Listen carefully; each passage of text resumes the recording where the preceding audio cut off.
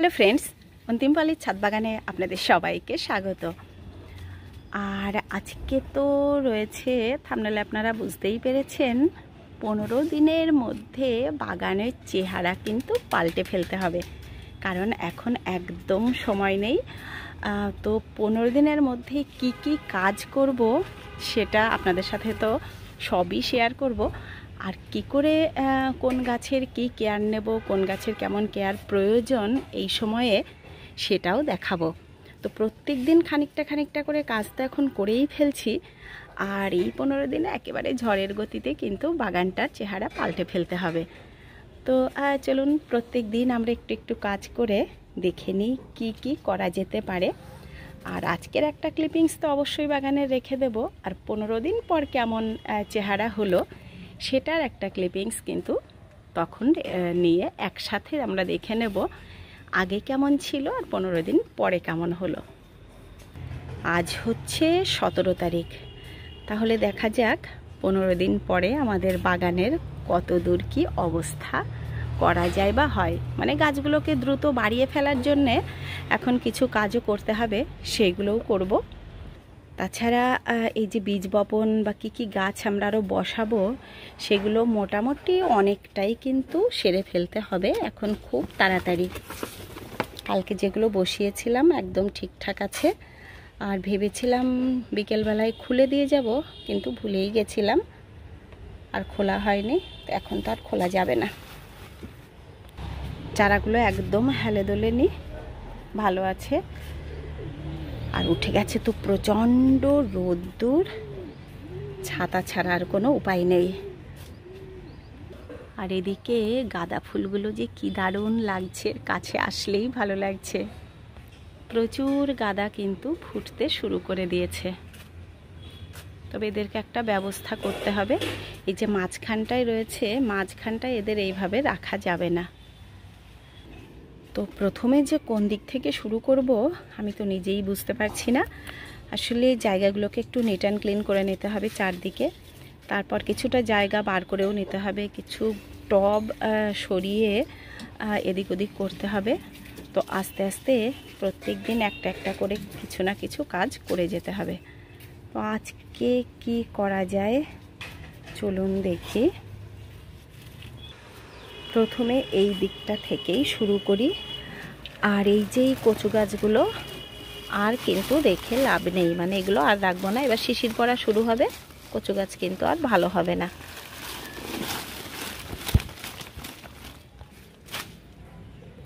তাছাড়া এই ক্যারেটগুলোকে এবার আমাকে অন্য কাজেও লাগাতে হবে।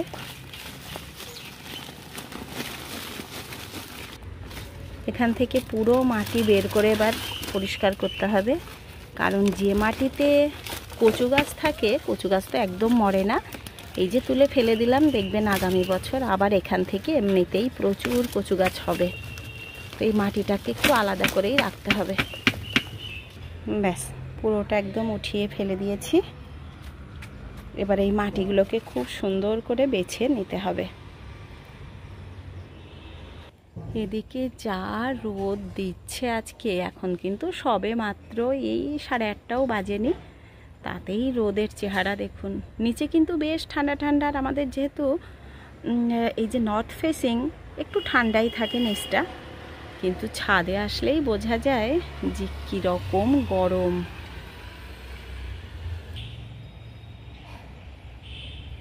আর এদিকে সবে শিম আসতে শুরু করেছে, আর এই দেখুন পোকাতে কি অবস্থা করছে। এখানে আবার একটু সার জল দিতে হবে। তার আগে এই যে ঝাঁটার কাঠির ব্রাশ, এটাতেও ভালো পোকা চলে যায়।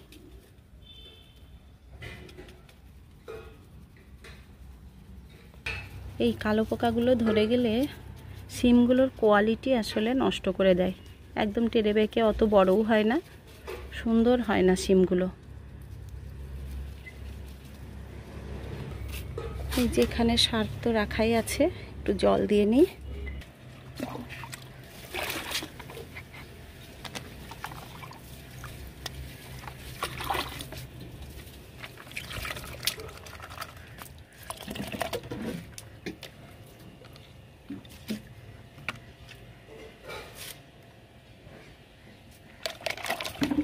খুব বেশি কিন্তু নিলাম না, খুব বেশি দিলে পাতাগুলো জ্বলে যাওয়ার ভয় থাকে।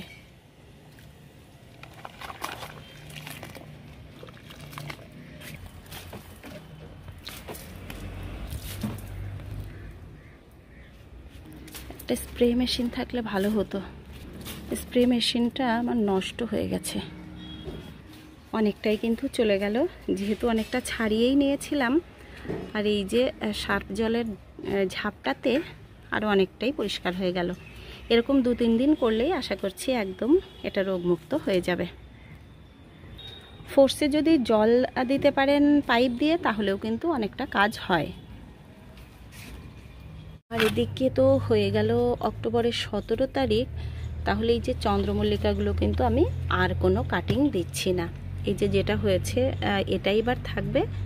এখান থেকেই যতটা পরিমাণে ফুল পাওয়া যায়, আশা করছি এখান থেকেও খুব ভালো ফুল পাওয়া যাবে। আর এই 15 দিনে যত কাজ করব, প্রত্যেক দিনেরটা হয়তো প্রত্যেক দিনে শেয়ার করতে পারবো না, কিন্তু সবই একটু একটু করে রাখার চেষ্টা করব, আপনাদের সাথে শেয়ার করব। যখন যতটা সম্ভব হবে শেয়ার করে দেব। কারণ এবারে প্রচুর কাজ, যখনই হাতে সময় থাকবে তখনই উঠে কিন্তু ছাদে এসে কিছুটা কাজ করে নিতে হবে। দেখতে দেখতে কিন্তু সময়টা চলে যাচ্ছে। এই যে গরম থেকে শুরু করে দিলাম শীতের বাগান, দেখুন শীতের বাগানের এখন অক্টোবর তো এই যে অনেকটা হয়েই গেল, নভেম্বর, ডিসেম্বর, জানুয়ারি, তারপর তো ফেব্রুয়ারির প্রথম দিকে একটু ঠান্ডা থাকলেও পরের দিকে বেশ রোদ চড়া হয়ে যায়, তখন থেকে আবার শীতের গাছগুলো নষ্ট হতে শুরু করে। তাহলে আমাদের হাতে সময় খুব বেশি কিন্তু নেই। এই বেগুন গাছগুলো কিন্তু একটু চেহারা নিতে দেখছি শুরু করেছে। এবারে এদেরকে যদি একটু ঠিকঠাক যত্ন করা যায় তাহলে খুব তাড়াতাড়ি এদের গ্রোথ হয়ে যাবে। যে ছোট্ট ছোট্ট কিছু লাগিয়ে রেখেছিলাম সেগুলোও দেখছি বেশ ভালো হচ্ছে। এগুলোকে এবার একটু খুঁড়ে দেব শুধু। আজকে তো জল দেওয়া হয়ে গেল, তা না হলে আজকেই একটু খাবার দিয়ে দেওয়া যেত। এখন আর খাবার দেব না, মাটি শুকনো হলে তখন খাবার দেব।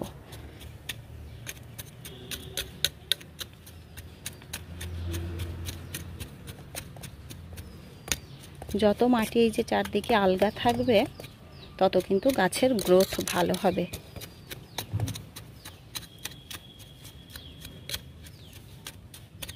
আর যখনই আপনারা গাছ খুঁড়বেন এই যে গোড়াতে একটু করে মাটি এরকম তুলে তুলে দেবেন।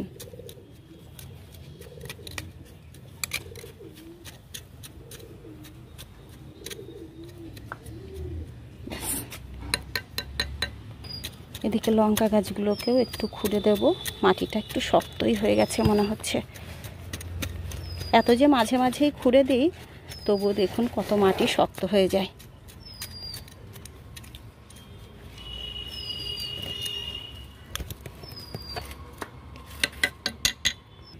এখানে যে কলাইগুলো দিয়েছিলাম এই যে 2-1টাই দেখতে পাচ্ছি ভেতরে, কিন্তু বেশিরভাগই নেই, হয়তো উঠেছিল মরে গেছে কিছু হবে। কিন্তু এখানে আমার কাছে বীজ কলাই রয়েছে, ওটাই দিতে হবে এবার মনে হচ্ছে।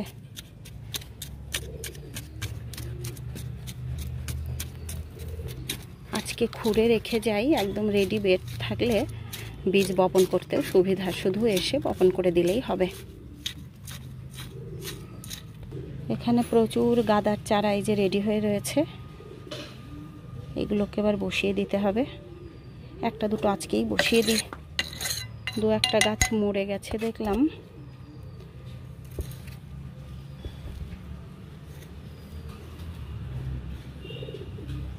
কি দারুণ হয়েছে গাঁদার চারাগুলো। তবে এই যে এরকম বেডের ফাঁকে ফাঁকে যদি 2-4টে গাঁদার চারা রেখে দেওয়া যায়, অনেক সময় অনেক পোকামাকড় কিন্তু গাঁদা ফুলের গন্ধ সহ্য করতে পারে না, সেই ক্ষেত্রে পোকামাকড়ের আক্রমণটা কম হয়। তো সবজির সাথে গাঁদা চাষ এটা কিন্তু অনেকেই কীটনাশক হিসেবে ব্যবহার করেন। এই যে এখানে এই গাঁদাটা কেন মরে গেল কে জানে।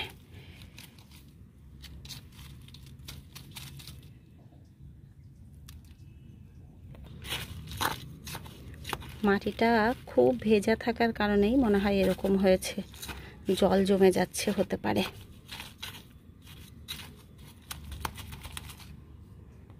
আবার একটা দিয়ে দিলাম, দেখা যাক কি হয়।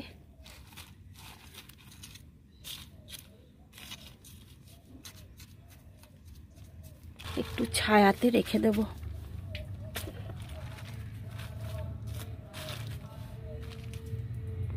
কটা লাল গাঁদার চারা বসাতে হবে। এই যে চাইনিজ গাঁদার চারা কিন্তু এখন নেই, সবগুলোই আগে যেগুলো বসিয়েছিলাম বসানো হয়নি ঠিকঠাক করে, মারাও গেল, সব কুড়িয়ে এসে গেছে।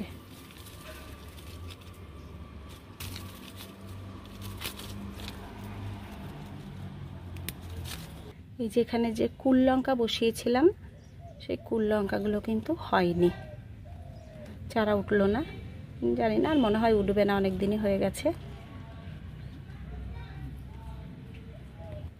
ব্যাস, এ কটা চারা হলেই অনেকগুলো করে নেওয়া যাবে এখান থেকে।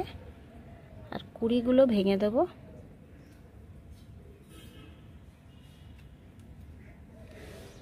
এই জাতটা খুব ভালো, ফুলের সাইজটা খুব সুন্দর হয়। এদিকে ড্রামে যে শিম গাছটা দিয়েছিলাম একদমই কেমন হয়েছিল, কিন্তু মনে হচ্ছে যেন এখান থেকেই খুব ভালো শিম পাওয়া যাবে। কারণ এই যে যেগুলো মাচার জিনিস, এইরকম ধরার জায়গা পেলে এরা কিন্তু খুব ভালো হতে পারে, মানে এদের গ্রোথটা খুব ভালো হয়। আর সব সময় যে গাছ বিশাল কিছু হলেই সবজি সেখানে বিশাল কিছু হবে তা তো হয় না। অনেক সময় গাছ এই যে চেহারা থাকে না, কিন্তু সবজি প্রচুর পরিমাণে ধরে। দেখুন গাছের চেহারা একদমই নেই, কিন্তু ফুল দেখতে পাচ্ছি চারদিক থেকে বেরোচ্ছে, মানে শিম এখানে ভালোই পাওয়া যাবে। আবার এদিকে টমেটো গাছের কি দারুণ চেহারা হয়েছিল, আর এখন অবস্থা দেখুন, এই যে নষ্টও হয়ে গেছে। ফুল এসেছিল প্রচুর, টমেটো কিন্তু একদমই ধরল না। আর এদিকে কুল তো প্রচুরই ধরেছে দেখছি, কিন্তু আমরা যখন ছিলাম না নিশ্চয়ই কুল গাছটায় জল একদম কম পড়েছে, তা না হলে এই যে এইভাবে পাতা ঝরে যাওয়ার কিন্তু কথা না। এর আগেও একবার যখন উত্তরাখণ্ড গেছিলাম, কুল গাছটার একদম অবস্থা খারাপ হয়ে একটা গাছ তো মারাই গেছিল জল না পেয়ে। এবারেও দেখতে পাচ্ছি এই যে এই গাছটায় জল অনেকটাই কম পড়েছে, তার জন্যে কিছুটা কুলও ঝরে গেছে, আর পাতা তো প্রচুর পরিমাণে নষ্ট হয়েছে। আর এই যে লেবু মাঝে মাঝেই কিন্তু একটা দুটো করে আসছে, ওই দেখুন ওখানে আর একটা লেবু পড়েছে। আর এদিকেও দেখলাম এই যে এদিকে একটা পড়েছে, এইরকম মাঝে মাঝেই একটা দুটো করে লেবু আসছে। আর এই যে এইগুলো সব পরের ধরাতে এসেছিলো, এগুলোও রয়েছে এখন, আর কিছুদিনের মধ্যেই খাওয়ার মতো হয়ে যাবে। এদিকেও দেখতে পাচ্ছি একটা রয়েছে, এরকম গ্যাপে গ্যাপে তাহলে দু চারটে করে আছে, মানে একদম ফাঁকা লেবু গাছ তার মানে হবে না। এই যে এদিকেও একটা রয়েছে।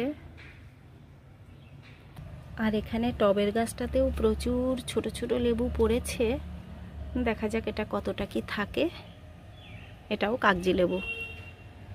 আর আমার এক বন্ধু বলেছেন এই যে কপির পাতা নিচের থেকে কেটে দেওয়া যায় কি না, যেই পাতাগুলো এই যে এইরকম হলুদ হয়ে নষ্ট হয়ে গেছে সেই পাতাগুলো তো কেটে দেওয়া যেতেই পারে, কারণ যত এই যে নিচের পাতায় যেইগুলো কেটে দেব তত নিচটা ফাঁকা হবে, রোদ ঢুকবে, আলো বাতাস ঢুকবে, তাতে কিন্তু গাছ আরও ভালো হবে।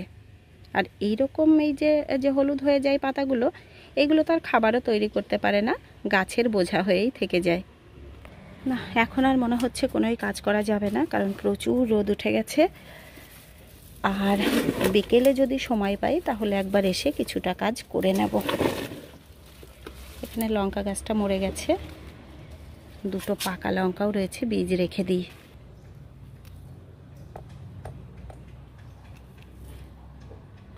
এই যে অনেকটা আবার উচ্ছের বীজ রেখে দিয়েছি, আর নিচে কিছুটা ঝিঙের বীজ ছিল নিয়ে এসেছি, এখানেই রেখে দিই।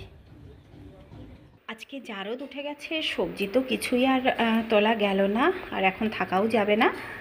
তো এই যে ভেন্ডি যেটা না তুললে একেবারেই নয়, এটা তো তুলতেই হবে। আর ভেন্ডি গাছ এই যে ফেলতে আর পারছি না, আসলে এত ভেন্ডি দিচ্ছে যে এটা চাইলেও ফেলতে পারছি না। কিন্তু এখন এগুলোকে ফেলে সময় চলে এসছে জায়গাগুলো পরিষ্কার করে নেওয়ার। এবার আমিও আপনাদের কাছে বিদায় নেব। আর এতক্ষণ যারা দেখলেন তাদেরকে অসংখ্য ধন্যবাদ। ভালো লাগলে লাইক কমেন্ট শেয়ার করবেন। আর যারা আজকে আমার একদম নতুন বন্ধুরা আছেন তাদের যদি ভালো লাগে তাহলে চ্যানেলটিকে সাবস্ক্রাইব করে নেবেন। তো আপনারা সবাই খুব ভালো থাকবেন। দেখা হবে আবার নেক্সট ভিডিওতে। টাটা।